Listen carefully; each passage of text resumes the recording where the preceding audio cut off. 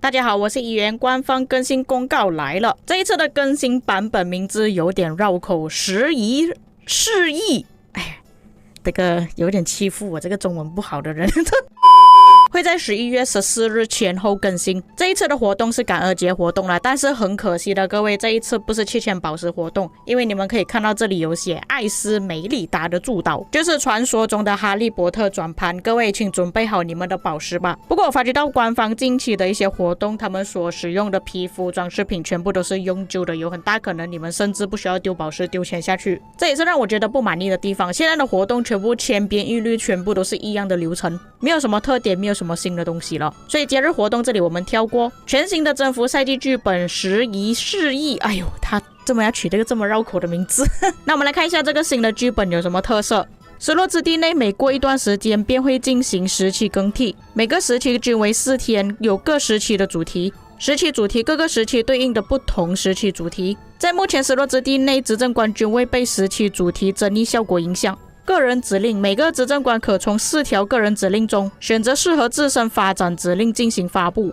联盟指令，每个官员或盟主可以在每个时期2-3个联盟指令中选择合适的联盟战略部署指令进行发布。联盟战勋商店击杀重伤其他执政官部队可获得战勋，可在联盟战勋商店中兑换联盟物资。联盟战勋商店中联盟物资可在部分时期中透过采集击败野蛮人获取。那这个东西我可以理解为像是光影交织吧，因为我不确定他这里所说的争议效果到底是什么效果。如果是玩过之前光影交织的玩家，大概会知道在日光跟月影他们的争议时间到的时候，烧旗帜会比较快。在我前几天发布的影片中，我看到观众有提到这一点，因为我们现在玩家的节奏越来越快了，需要烧旗帜、烧要塞的时间快一点，所以我个人不排除有可能他这里所谓的争议是指烧旗帜方面燃烧速度更快，或者是哪一方的争议到的时候，他的攻击就比较强一点。可是这个争议它不是以联盟来区分，它是写在失落之地里面的执政官都会获得争议。至于个人指令，我不确定这个是拿来干嘛用，有很大可能也是选择兵种，又或者会不会像神机妙策那样可以选择不同的战略。打个比方，集结驻防野战辅助，这里刚好就分成4个了。联盟指令应该也是差不多的，不过具体内容还是要等官方发布才知道。我个人觉得比较满意的一点就是联盟战勋商店了，因为之前我们玩那个沙场点兵的时候，其实是有威望值的，那张地图就是以威望值来作为计算的，你只要击败的玩家越多，你就可以拿到更高的威望值。但是那个击杀再高也好，你的威望值再高也好，你也是拿到的奖励相当于我们荣耀值差不多而已。我个人是希望这个联盟战勋商店里面拥有的物品会比较多一点，这样才对得起那些玩家他们平时拼命的去战斗。那你们看了这个地图特色之后，觉得这个地图会好玩还是不好玩呢？还是你们觉得这个地图设计是不是像某一款游戏呢？统帅技能描述相关优化，这里再三提醒，官方这里所说的只是调整文本而已，实际上统帅是没有做任何的更改，没有削弱，没有加强，区分了作为争议效果的普通攻击伤害和部队随着回合进行的每次普通攻击，将每次普通攻击调整为每次基础攻击。调整后的描述为普通攻击伤害等于基础伤害攻击反击伤害重击伤害造成的伤害。其实它的普通攻击伤害就有包括全部东西了，它这里在细分，我推测是为了之后推出重击伤害统帅而做的细分，优化了所有统帅技能中可能存疑的部分说明，如对建筑资源点的界定，对野外部队单位的界定，冷却时间的缺失，部队数量限制的缺失。下面还特别注明一句，以上内容针对说明进行调整，不影响实际效果，就是讲没有改变，跟霍去病之前更改是一样的。那信不信就由观众自己去判定啦，这边我就不讲什么东西了。奥尔良之为相关优化，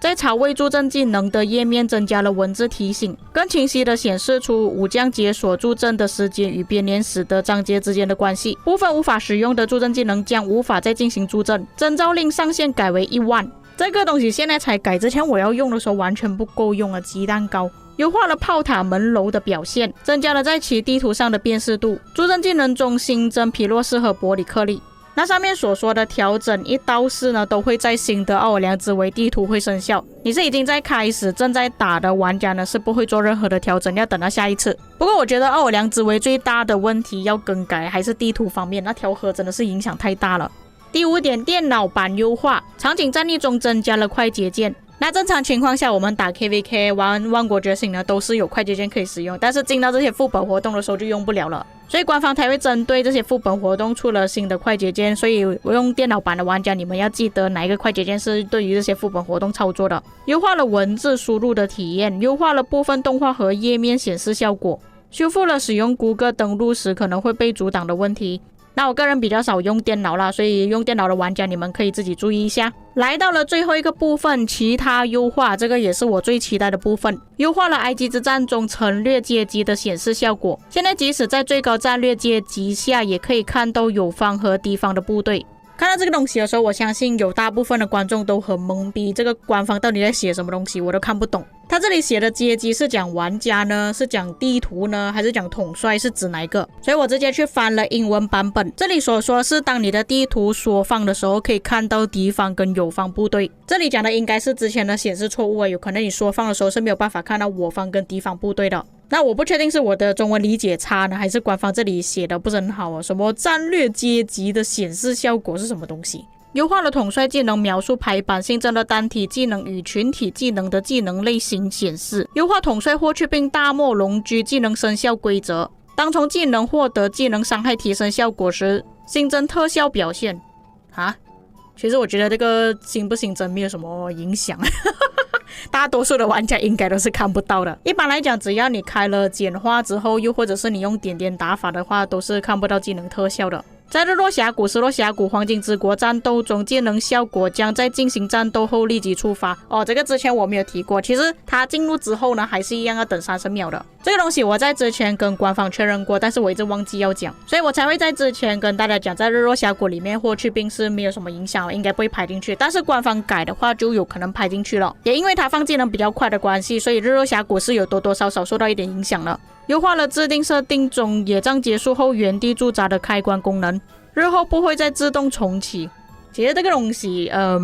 我之前有试用过了，但是打仗之后停留在原地，我会在这边想我的部队到底有打到人没有，因为它停留在原地。像我看到我的部队打回去的时候，我自然就会了解到我的部队是已经打死了那个敌人，我就要换下一个目标了。但是停留在原地的话，有时候我不确定他到底还在打着没有，因为只要你还在战斗状态的时候，你的部队旁边显示的符号都是战斗符号，所以我个人觉得不要开原地驻扎会比较好。不过这个要看玩家的游戏习惯啦。优化探索的操作，增加村庄连续搜索功能。连续搜索的功能其实在万龙觉醒里面有，在万国觉醒里面是没有的。探索山洞时可以让斥候军在山洞探索完结束后停留在原地60分钟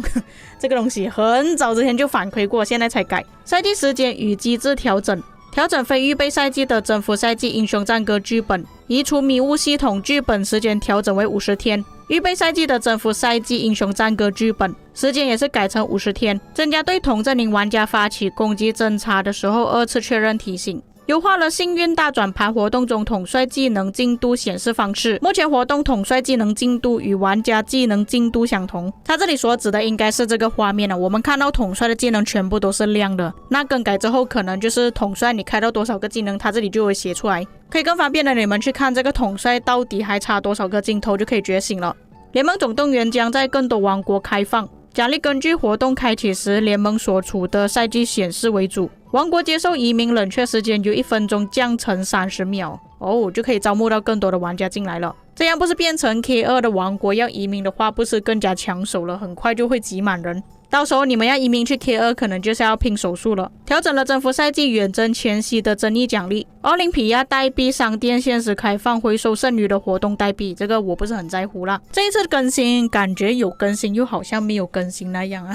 感觉更新的幅度不是很大。我个人还是比较期待新的地图有什么玩法。至于各位对这一次的新更新有什么看法，可以在评论区给我知道。以上就是本期内容，我们下期再见。